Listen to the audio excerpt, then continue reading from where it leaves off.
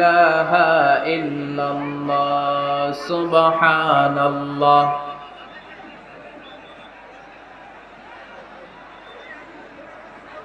সুবহানাল্লাহ আলহামদুলিল্লাহ লা ইলাহা ইল্লাল্লাহ সুবহানাল্লাহ আল্লাহ নামের জিকির করবে যারা আল্লাহর কাছে প্রিয় তারা আল্লাহর কাছে প্রিয় যারা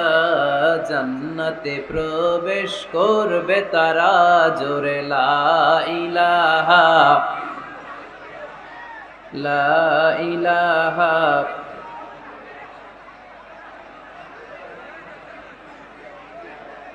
لا إله إلا